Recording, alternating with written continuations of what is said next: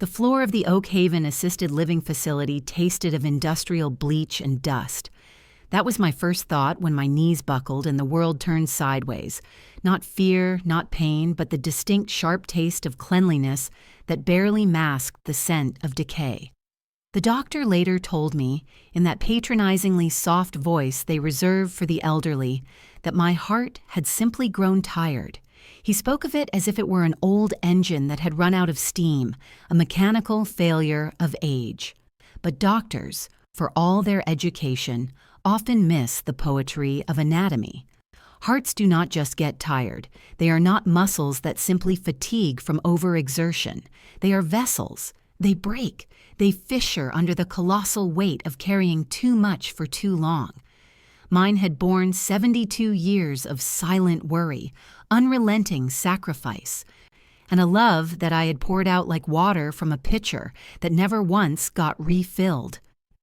Lying there on that cold linoleum, staring at the acoustic ceiling tiles with their jagged brown water stains that looked like maps to foreign countries I would never visit, I didn't think about my atrial fibrillation. I didn't think about the fading light. I thought about David, my son. The boy I had raised alone after his father decided that family life was a cage he needed to escape when David was only 3. I thought about the man who had promised, with the bright, earnest eyes of a child and later the confident baritone of an adult, that he would always be there for me.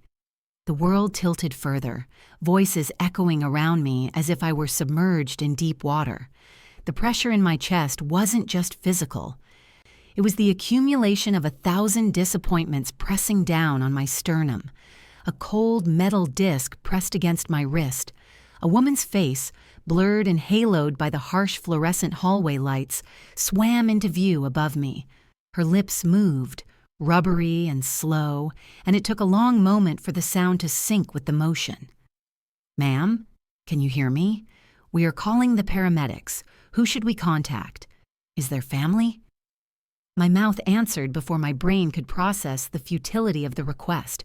It was a reflex, etched into my neural pathways by decades of devotion. "David," I whispered, the air hissing through my teeth. "Call David. He is my emergency contact." They did call him. They called him 3 times before the ambulance even arrived. And do you know what? He never came. Before I unravel the rest of this tapestry, let me ask you something. Wherever you are right now listening to this voice, I want you to pause. Look at the ceiling above you. Is it the roof of a car, the plaster of a bedroom, the sky? Drop a comment and tell me where you are watching from and what time it is in your corner of the world. Are you listening to this at midnight, wrestling with insomnia and ghosts of your own? Or is it morning and you are sipping coffee, thinking the day is full of promise? I would love to know. We are all connected by these invisible threads of stories, you and I. And if this story touches something dormant in your chest, hit that like button, share it with someone who might be carrying a heavy load, and subscribe. Because believe me, the lesson that follows is something you cannot afford to miss. Now, where was I? The ambulance. The sirens wailed, a mournful rhythmic scream that seemed to announce my vulnerability to the entire city of Seattle. I remember the sterile, aggressive light inside that vehicle. It was so bright it felt like an interrogation. A young paramedic, a boy really, who couldn't have been more than 25 with kind eyes and a nervous demeanor, kept asking me questions to keep me conscious. He asked my name, my age, if I was allergic to penicillin. Then he asked the question that always hangs heavy in the air during these moments. "Is someone meeting you at the hospital, Martha?" he asked gently, adjusting the IV line in my thin, bruising arm. "My son," I said, my voice barely a rustle of dry leaves. "They called him." The paramedic nodded and gave me a smile that I recognized instantly. It was the smile of professional pity. It is the smile people give when they want to be reassuring, but do not actually believe a word of the hope you are clinging to. I had given that same smile to parents at the library, where I had worked for 40 years as a head archivist. It is the smile that says, "I hope you are right, but I have seen enough of the world to prepare for disappointment. The hospital was a symphony of chaos wrapped in an illusion of calm. Doctors and nurses moved with practiced, efficient apathy, hooking me up to machines that beeped and hummed, translating my life force into green, jagged lines on a monitor. Wires traced the outline of a body I had once used to shield everyone but myself. An IV needle slid into the crook of my elbow, and I watched my dark blood pulse backward into the tube for a second, before the clear saline washed it back down. It felt cold, like ice water running through my veins, matching the chill in my spirit. A nurse with tired eyes and comfortable shoes adjusted my pillow. "Your cardiologist will be in shortly," she said, checking a chart. "Is your family on the way?" "Yes," I lied. Because what else could I say? Could I admit that I wasn't sure? That David had stopped answering my calls weeks ago unless he needed something? That the last time I had seen my grandchildren, Sophie and Leo, was in a digital photo someone else had posted online? No, you do not say those things out loud. Not when you are 72 and lying in a hospital bed with your heart giving out. You protect your children, even when they forget to protect you. You cover their shame with your own dignity. For 2 days, I lay in that hospital bed, staring at the analog clock on the wall. The second hand swept in relentless circles, ticking toward visiting hours that never brought a familiar face. I became an anthropologist of the hospital ward. I watched other patients. The woman in the bed next to me had a room that overflowed with mylar balloons, expensive floral arrangements, and teddy bears clutching hearts that said, "Get well soon." Her family crowded around her bed, laughing too loud, bringing in fast food that smelled of grease and comfort, which the nurses pretended not to notice. My room stayed empty. The silence was heavy, a physical weight that settled in the corners of the room. The first night, I told myself David was busy. He ran a tech consultancy firm with his wife, Jessica. They lived in a sprawling glass and steel house in Bellevue. They had 2 kids in an elite private school. Life was complicated. Traffic was bad. He would come tomorrow. The second night, I started making excuses that even I didn't believe. Maybe he didn't get the message. Maybe his phone died. Maybe he was stuck in a critical meeting and couldn't leave. Maybe. But deep down in that visceral place where the truth lives, that gut instinct we try to bury under layers of maternal hope, I knew he wasn't coming. On the 3rd morning, when the nurse wheeled in my smartphone from the belongings locker, I thought maybe there would be a text, an explanation, a digital olive branch to fill the hollow space that was growing in my chest, a pain far worse than anything the heart monitor could measure. My hands shook, a tremor of age and anxiety, as I picked up the device. The screen lit up. Notifications stacked like accusations. But the first thing I saw wasn't a message from David. It wasn't a missed call. It was a notification from Facebook. "You've been tagged in a post." I should have known better than to click it. Some primal part of me, the part that still remembered how to protect herself from fire and sharp edges, whispered, "Don't look, Martha. Just put the phone down and go back to sleep." But I looked anyway. We always look. We pick at the scab because we need to know how deep the wound goes. The photo loaded slowly on the hospital Wi-Fi, pixel by agonizing pixel, like my phone was giving me one last chance to look away. I didn't take it. There they were, my family.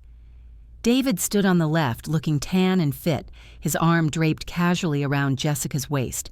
She wore that smile she always reserved for cameras. The one that showed perfectly whitened teeth but never quite reached her eyes, yet photographed beautifully. My grandchildren, Sophie and Leo, sat cross-legged on a picnic blanket, artisanal ice cream cones in their hands, faces bright with laughter. Behind them, I recognized the location immediately. It was Golden Gardens Park, the one with the view of the Olympic Mountains, the same park where I used to take David when he was small. We would bring stale bread for the ducks, and he would laugh so hard his whole body would shake. That was a lifetime ago. That was a different David.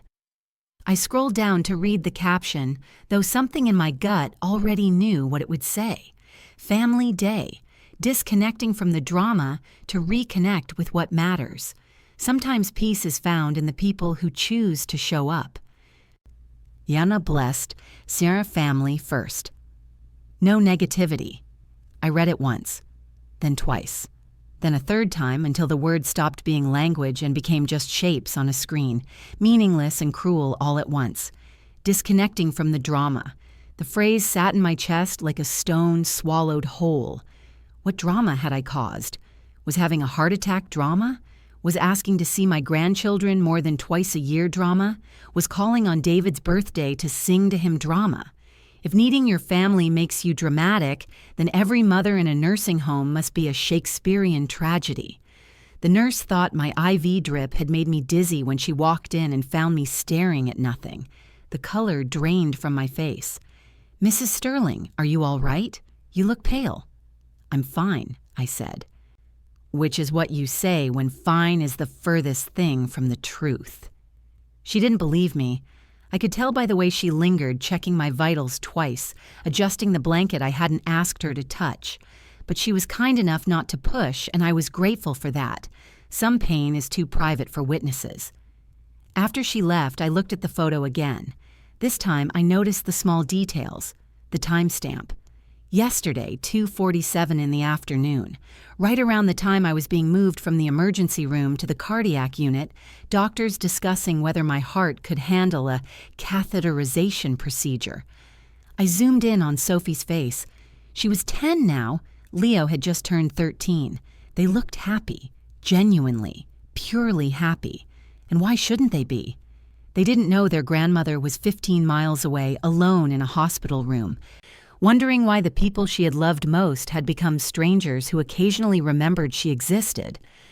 I clicked on Jessica's profile, something I rarely did because it usually made me feel inadequate. Her life unfolded in carefully curated squares. Morning matcha lattes with motivational quotes, family dinners with candles and cloth napkins, photos of the kids' robotics competitions, their soccer games, their birthday parties. I scrolled back through months of memories. There I was, sometimes, in the background of a Thanksgiving photo, blurry and out of focus, tagged in a Mother's Day post with a generic message. Grateful for the strong women in our lives. But mostly, I was absent, edited out, cropped from the frame of their perfect aesthetic life. The drama, she had called me. I set the phone face down on the bedside table. But that didn't make the image go away. It burned behind my eyelids. I could see it when I blinked. That caption, those words, the casual cruelty of being reduced to a negative vibe they had solved by simply not inviting me. Hours passed. The machines kept beeping their steady rhythm, counting heartbeats. I wasn't sure I wanted to keep counting. A different nurse brought dinner, some kind of broth that smelled like wet cardboard and tasted like less. I ate 3 spoonfuls before pushing it away. "Not hungry?" she asked. "Not really. Would you like me to call someone for you? Family? A friend?" I almost laughed. Almost. "No, thank you. There is no one to call." She gave me that look, the one everyone gives people like me, pity mixed with a subtle relief that they are not in my place. Then she took the tray and left, her rubber-soled shoes squeaking against the floor. As the sun set outside my window, painting the Seattle sky in shades of bruised purple and gray, I picked up my phone one more time. The notification was still there, mocking me with its cheerful little red icon. I could delete it. I could untag myself. I could pretend I had never seen it. But that felt like lying. And I was tired of lying. Tired of pretending everything was okay. Tired of making excuses for people who never bothered making time. Instead, I just stared at that photo until the light faded and the room went dark around me. The family I had given everything to, smiling without me, breathing easier without me, living better without me. And somewhere between the darkness and the steady beep of the heart monitor, something inside me shifted. It didn't break, exactly, Breaking implies something violent, sudden, loud. This was quieter. It was like a door closing in a long hallway. It was like a hand finally letting go of a rope it had held too tightly for too long, watching the rope snake away into the dark. I realized then that love doesn't always die in a shout. Sometimes it just deletes you. Sleep didn't come that night. How could it? My mind kept pulling me backward through years I had tried so hard to gild with nostalgia. I used to love Sundays. There was a time, right after I moved into Oak Haven, when David would show up every Sunday at 2 p.m. I could set my watch by him. He would walk through the door with the kids trailing behind, Sophie clutching a bunch of daisies from the grocery store, Leo holding a card he had made. Those visits felt like oxygen. We would sit in the common room, the one with the large windows overlooking the rain garden. Sophie would curl up next to me and tell me about school, about the hamster in her classroom. Leo was quieter, but he would show me his drawings. David would update me on the business, on the house, on all the little mundane details that made me feel like I was still part of something, still connected, still family. I lived for those Sundays. They were the anchors of my week. Then Jessica started coming along, and slowly, imperceptibly, something shifted. She never said anything outright. That wasn't her style. She was too smart for direct conflict. Instead, it was the small things, the microaggressions, the way she would check her phone constantly, scrolling through emails with an urgency that suggested anywhere else was better than here. The way she would glance at her expensive smartwatch and say, "David, we really should get going. The kids have fencing practice at 3:30 p.m. sharp every time," like she had set an invisible timer for how long they could tolerate my company. "Already?" David would say, but he never argued. He never said, "Let's stay a little longer, Mom looks forward to this." He would just stand up, gather the kids, kiss my forehead with dry lips, and promise to see me next week. Next week became next Sunday. Then it became every other Sunday. Then once a month. Then only on holidays. The excuses were always reasonable, always logical. Soccer practice, birthday parties, dance recitals, Jessica's book club, a tech conference in San Francisco. The kids were tired. The Tesla needed maintenance. Someone had a cold. I understood. I told myself I understood. Life gets busy. Children have activities. Couples need their time. But understanding didn't make the empty Sundays any easier to bear. I would sit in that same spot by the window, watching other residents greet their families, and I would tell myself David would come next week. He was just overwhelmed. He would make it up to me. The other residents at Oak Haven became my calendar. Mrs. Gable's daughter visited every Tuesday with fresh pastries. Mr. Henderson's son came twice a week, sometimes bringing his guitar. Even old Dorothy, who could barely remember her own name, had grandchildren who rotated visits like clockwork. And then there was me, making excuses to strangers about why my family didn't come. "Oh, they are so busy," I would say, smiling until my cheeks hurt. "My son runs a major tech company. And the grandkids have so many activities these days. It's not like when we were young." People were kind enough to nod, but I saw it in their eyes. That flicker of something. Doubt, maybe? Or worse, recognition. Because Oak Haven was full of people like me. People whose children got busy, whose families got distant, whose love got convenient. I kept David's photo on my nightstand, the one from his college graduation. Cap tilted slightly to the side, diploma in hand, that wide smile that made my whole world make sense. I had raised him alone. His father left before David's 4th birthday, disappeared like morning fog, leaving me with a mortgage, a toddler, and no backup plan. I had worked 3 decades as a librarian, and before that as a waitress. The pay was modest, but it was steady. Every dollar I earned had a purpose. Orthodontics for David's crooked teeth, basketball camp, the used sedan he needed for his first internship, the deposit on his first apartment when the landlord wanted triple what I had saved. I never said no, even when saying yes meant eating rice and beans for 2 weeks straight, even when it meant skipping the dentist for 3 years because David needed a new laptop for university.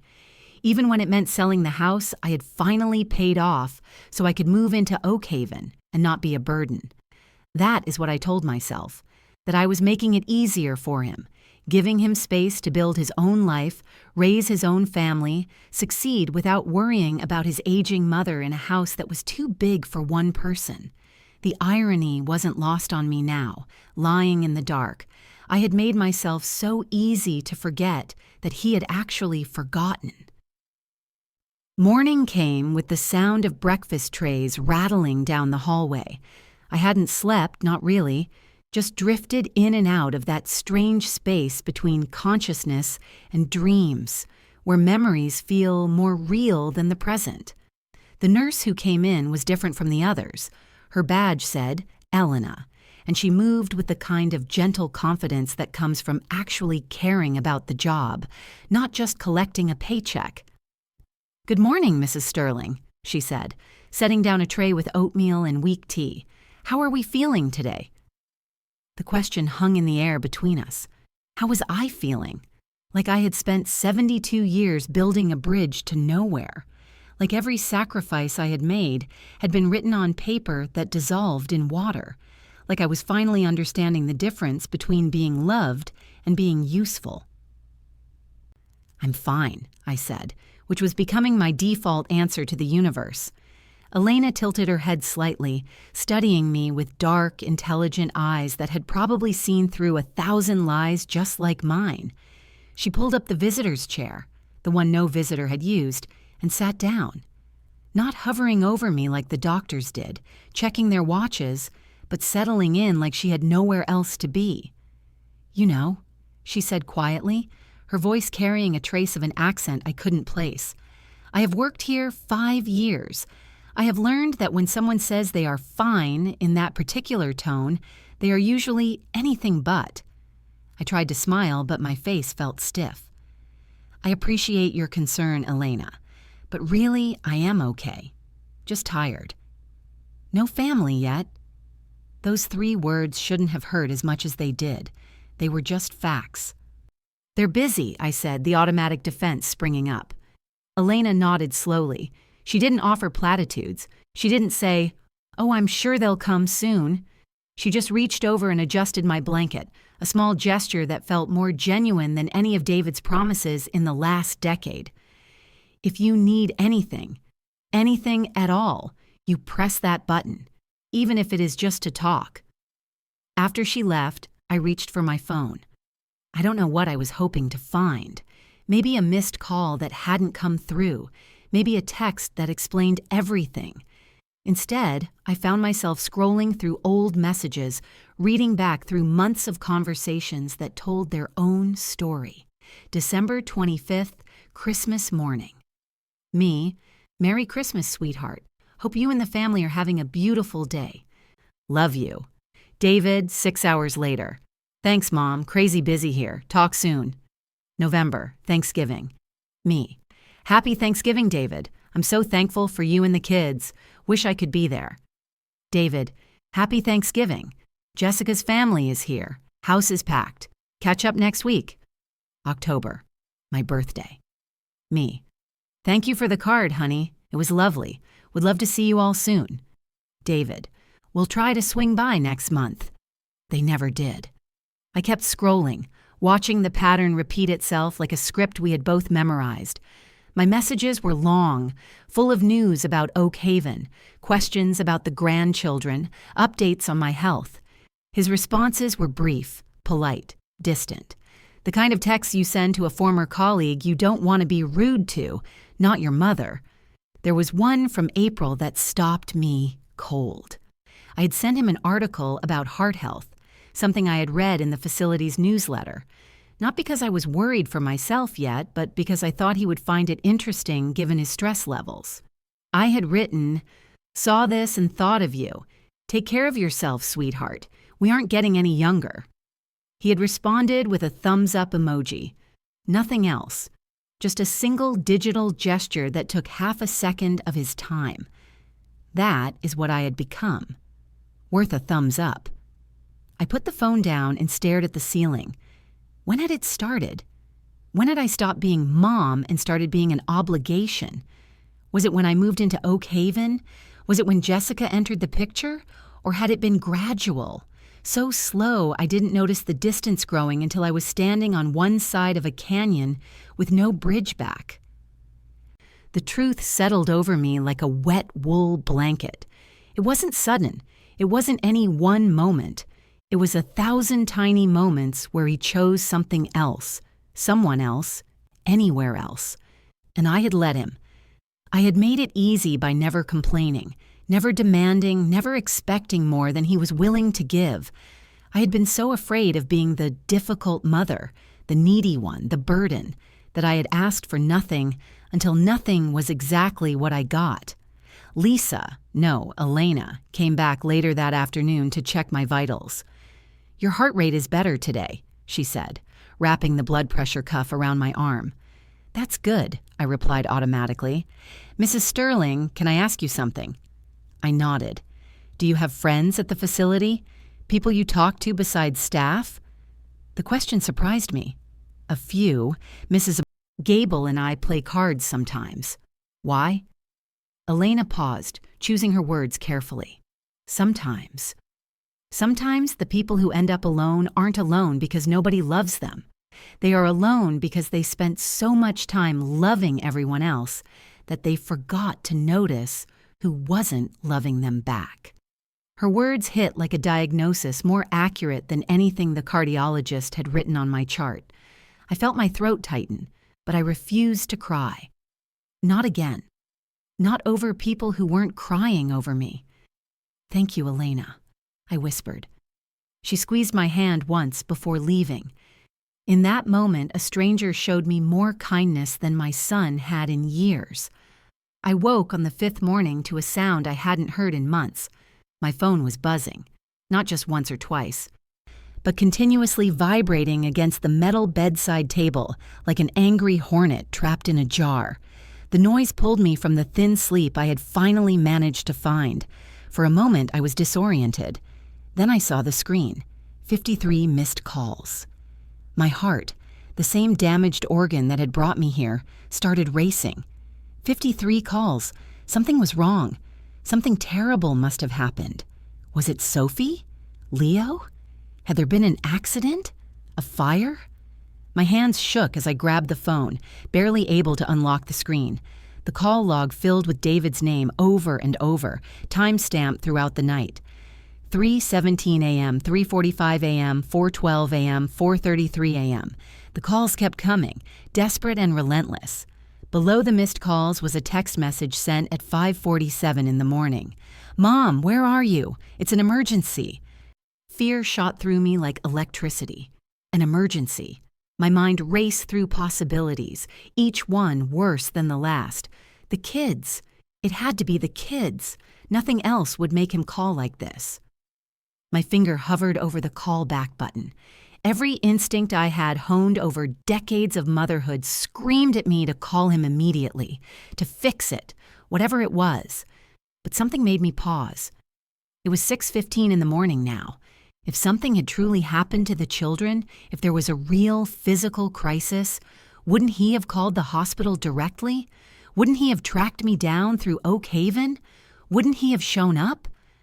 I lowered the phone and took a deep breath, trying to calm the panic flooding my system. Think, Martha. Think before you react. That's when I noticed the time of his first text, 5:47 a.m., right around the time Jessica usually posted her morning routine on social media. Almost without thinking, I opened Facebook, scrolled through my feed, and there it was. Not a picture of oatmeal this time. A local news article shared by several people in the Seattle tech community group. Sterling Solutions files for Chapter 11 bankruptcy amid fraud investigation. My eyes scanned the article, my brain struggling to process the words. Sterling Solutions, the company David and Jessica had built, the one that kept them too busy for Sunday visits, was imploding. The article mentioned failed developments, over-leveraged assets, and investors pulling out. It mentioned lawsuits. It mentioned assets being seized. I sat there, phone in hand, as the pieces clicked into place with the precision of a locking mechanism. 53 missed calls. Not because anyone was hurt, not because anyone needed comfort or support or love, not because I was someone's mother who deserved to know her family was safe. 53 missed calls because they needed money. The emergency wasn't Sophie falling off her bike. The emergency was that their perfect life, their carefully constructed house of cards, was crumbling. And suddenly, after days of silence, after that cruel social media post about disconnecting from drama, now I was worth 53 phone calls. I set the phone down carefully, like it might explode if I moved too quickly. My hands were steady now. The shaking had stopped. In its place was something else, something cold and clarifying, like stepping out of a stuffy room into the crisp winter air. Elena came in for her morning rounds and found me sitting up in bed, staring at nothing. "Mrs. Sterling? You look different." I turned to her slowly. "Do you know what I just realized, Elena?" "What is that?" "I have been in this hospital for 5 days. My son didn't visit, he didn't call, he didn't even send a text to see if I was alive. But his business goes under, and suddenly my phone won't stop ringing." Elena's expression shifted, understanding mixed with sadness. "I am sorry." "Don't be," I said, and I meant it. I needed to see this. I needed to understand what I actually am to him. After she left, I picked up my phone again. I looked at those missed calls. I looked at that text. It's an emergency. For him, it was. Their world was falling apart, and they needed their safety net. The safety net they had stored in a nursing home and forgotten about until the moment they started falling. I thought about all the times I had answered on the first ring, all the times I had transferred money, co-signed loans, covered expenses because family helps family. But help goes both ways, doesn't it? Or at least it should. I opened my messages and stared at David's text. My thumbs hovered over the keyboard. Part of me wanted to call him back, wanted to ask what he needed, wanted to fix it. But a newer part, a part that was just beginning to wake up, whispered something different. I locked my phone without responding. Let him wonder where I was for once. Let him feel what it is like to need someone who doesn't answer. Let him understand, just for a moment, what these past 5 days had felt like for me. So that is what my love was worth. A mortgage payment. The phone buzzed throughout the day. I watched it light up. David's name appearing again and again. Then Jessica started calling. Then texts started rolling in. "Mom, please. I know you're upset, but this is serious. We need to talk. It's urgent. Mom, don't do this. Not now." I left every single one unread. The next morning, I asked Elena for a favor. "Is there any way I could get a laptop? Just for a few hours?" 20 minutes later, she wheeled in a cart with a hospital laptop. "Take your time," she said. I navigated to my bank's website. The login credentials came back to me easily. I had set up online banking years ago, back when I still believed I would grow old in my own home. The account loaded slowly. When the numbers appeared, I felt something twist in my chest. My checking account showed a balance of $840. I clicked on the transaction history. It was like reading an autopsy report of my own financial murder. Automatic transfer to Sterling Solutions, $2,500. Automatic payment to Lakeside Prep Academy, $1,800. Automatic transfer to David Sterling, $500. Automatic. I hadn't authorized these specifically, but 3 years ago, David had come to Oak Haven with papers, just to add me to the account's mom in case of emergency, so I can help manage things if you get sick. I had signed them. I trusted him. He was my son. I scrolled back. 6 months, a year, 2 years. The pattern was consistent. Every month, money flowed from my account into his life. Some months it was small. Some months it was substantial. I opened my savings account, the one I had promised myself would be my end-of-life care fund. It had $12,000. It should have been closer to $90,000. The transaction history told a story of temporary loans that never returned, a withdrawal for a business opportunity, a transfer for a family emergency. I was never told about. I sat back against the pillows. This wasn't just about money. Money is just paper. This was about the fact that my son had looked at me and seen an ATM, a resource to be managed, a problem to be solved by keeping me fed and housed in a place where I couldn't ask too many questions. The phone buzzed again, a text from Jessica. "We know you are seeing these messages. This is childish. Frank's business is failing and we need to discuss options. Call us back immediately." Childish. Wanting your son to visit you in the hospital is childish. But calling your mother 53 times because you need her money is mature. I pulled up the bank's customer service number on the laptop's VoIP system. "First National Bank, this is Rebecca. How may I help you?"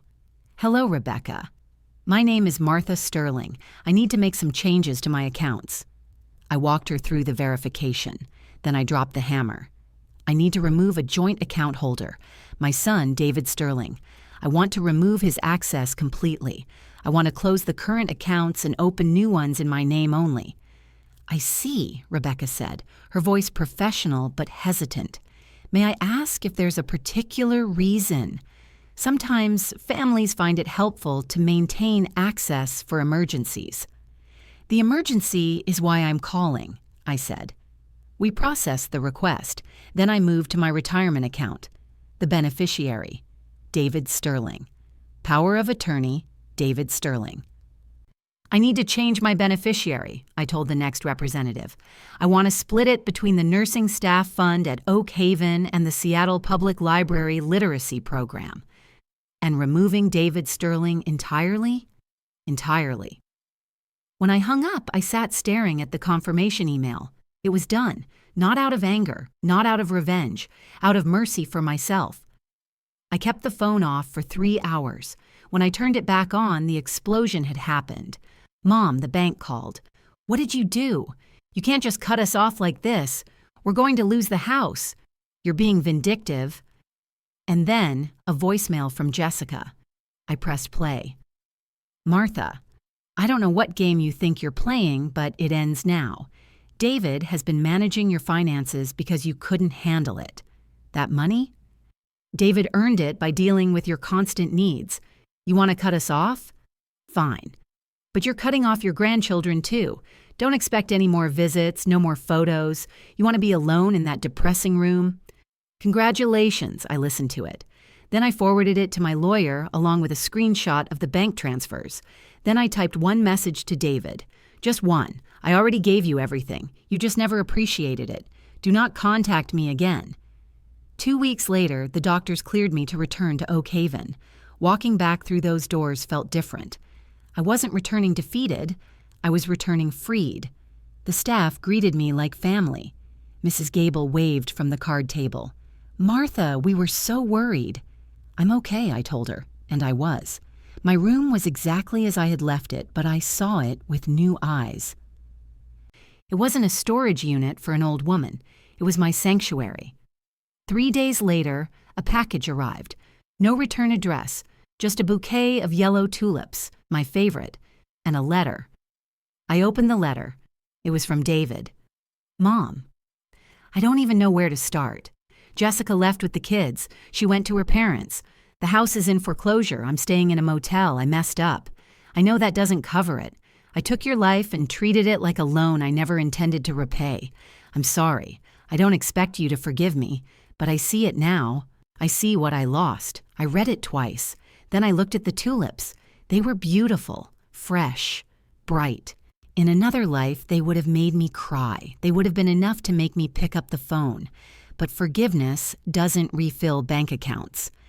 And sorry doesn't give me back the years I spent making myself smaller so he could feel bigger. I put the tulips in a vase on the dresser. I let them sit there. I didn't change the water. I didn't trim the stems. I watched them wilt. On day 4, they drooped. On day 7, they died. Mrs. Gable saw me throwing them in the trash. Such pretty flowers. Shame they died so fast. Everything dies without proper care, I said. Even good intentions. I didn't reply to David's letter. I didn't need to. Yesterday, Oak Haven held its annual Family Day. The courtyard was full of laughter, children running, music playing, families gathered on picnic blankets. I sat by my window with a cup of tea, watching them. A month ago, this scene would have shattered me. I would have been crying, wondering why I wasn't enough. But today, I felt relief. I wasn't down there performing. I wasn't forcing a smile while my son checked his watch. I wasn't being someone's obligation. I was up here, in my quiet room, with a book I wanted to read and a peace I had fought hard to win. Elena knocked on the door. "Mrs. Sterling, aren't you going down?" "I'm enjoying the view from here," I said. She sat on the edge of the bed. "Your son didn't come." "I know, and I didn't expect him to." "You deserve better," she said softly. "I have better, Elena. I have peace. And I finally realized something. Growing old doesn't mean losing everything. It means keeping what matters. Peace instead of chaos. Dignity instead of desperation." I looked out at the sun dipping below the horizon, painting the sky gold. If anyone out there has ever been left behind by the people they loved most, listen to me. You are not forgotten. You are not unwanted. You are not the problem. You are just finally free enough to stop waiting. Freedom feels a lot better than flowers that die in a week. So tell me your story in the comments. And remember, the best revenge isn't hurting the people who hurt you. It is living well without them.